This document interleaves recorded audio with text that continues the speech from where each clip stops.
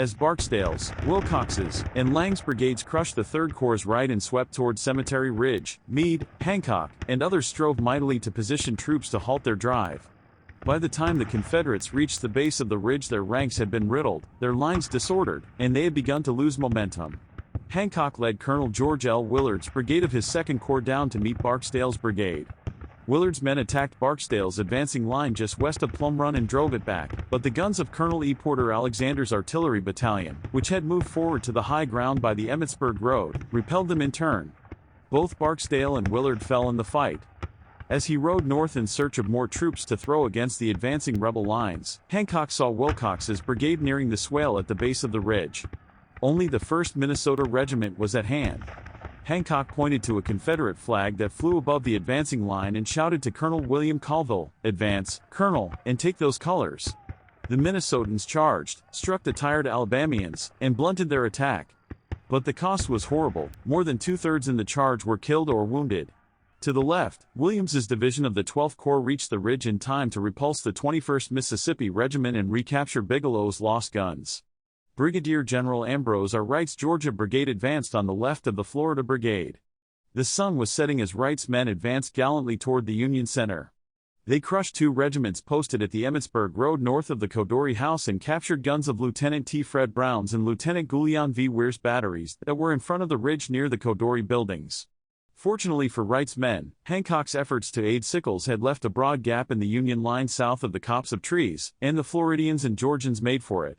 Union troops held Lang's men from the ridge, but the right of Wright's line penetrated the gap and reached the ridge's crest. They had broken the Union line, but Brigadier General Carnot Pusey's brigade on their left and others did not come to their aid. Instead, Union troops of the 1st and 2nd Corps, some led by Meade himself, struck the Georgians and drove them back. By darkness, Meade's forces had halted the Confederate attack. Meade was jubilant. When someone observed that things had been pretty desperate at one time, he replied, "Yes, but it is all right now, it is all right now." In later years, Longstreet wrote that on July 2 the men of his corps had done the best 3 hours fighting done by any troops on any battlefield. It would be difficult to prove him wrong. Yet it had not been enough to secure victory from an equally tenacious Union defense. Ewell's demonstration against the Union right began at 4 p.m. at the sound of Longstreet's guns. It opened with artillery fire from Ewell's batteries near the seminary and on Benner's Hill 1,400 yards east of Cemetery Hill. The Union batteries on Cemetery Hill and Culp's Hill outgunned the 4 Confederate batteries on Benner's Hill, commanded by 20-year-old Major Joseph W. Latimer, and soon silenced them. At about 7 p.m. as the Confederates assailed Cemetery Ridge from the west, Major General Edward Johnson's division, less the Stonewall Brigade which remained along the Hanover Road to guard the Confederate left, attacked Culp's Hill from the east. Culp's Hill is bounded on the west by the Baltimore Pike and on the east by Rock Creek. The hill mass has 2 peaks separated by a saddle. The principal one rises 150 feet above the creek, the lower only 50 feet. Both peaks were tree-covered, and the east slopes of both hills are studded with large rocks. Just before Johnson's attack, however, the hill seemed not to be threatened, and Meade ordered the 12th Corps to leave it to buttress the endangered line on Cemetery Ridge.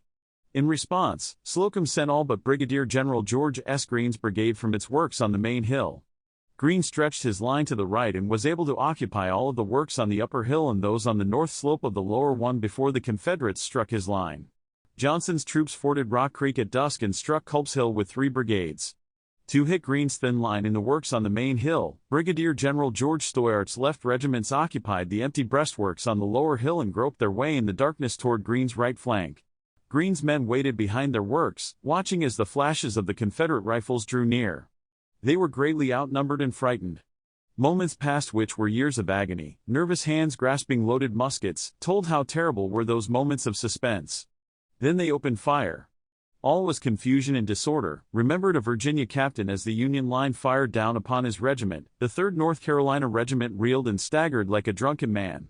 The 1st North Carolina shot into the Confederacy's 1st Maryland Battalion by mistake. At 8 p.m. Ewell advanced Johnson's division against Culp's Hill. Although Johnson's men were able to seize the Union works on the southern slope, they could not penetrate Greene's main line. Fortunately, reinforcements rushed to their aid in the darkness from Wadsworth's division on the west slope of the hill, from the 11th Corps on Cemetery Hill, and a regiment came even from the 2nd Corps on Cemetery Ridge. In spite of attacks on both its front and right flank, Greene's men held their position throughout one of the epic struggles of the war. Because of Greene's heroic resistance in the darkness, the Confederates did not perceive that for a brief period there were no obstacles between Stoyart's brigade and the Union jugular, the Baltimore Pike. As the fighting raged on Culp's Hill, Brigadier General Harry T. Hayes's and Colonel Isaac Avery's brigades of Early's division launched a desperate assault on Cemetery Hill. From the south and southeast of the town, they attacked the hill, while Rodes's division moved from the west. In the fading light of dusk, the Confederate brigades struck the Union forces at the base of the hill. The Union brigades of Colonel Andrew L. Harris and Colonel Leopold von Gilsa, part of Barlow's division, held their ground. But before the attack, a gap was left in the Union line when the 17th Connecticut Regiment shifted position. Sensing the opportunity, Hayes's Louisianans charged forward, climbing over a low stone wall with a rebel yell. They exploited the gap and punched through other weak spots in the Union line. Some of Early's men made their way toward the Union batteries at the top of the hill, engaging in fierce combat with the defenders. But reinforcements from the 11th and 2nd Corps arrived, aiding in the defense and driving back the Confederate assault. The attackers were repulsed, and Colonel Isaac Avery, a brave commander from North Carolina, fell in the battle. With his last breath, he scrawled a message to his father, "Tell my father I died with my face to the enemy." Meanwhile, Johnson's Confederate troops attacked Culp's Hill, but Early's division had already moved from Gettysburg to storm Cemetery Hill.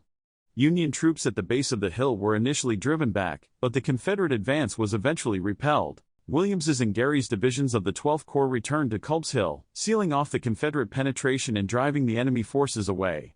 Both sides prepared for another day of fighting. That night, General Meade and his commanders met to discuss the battle's progress.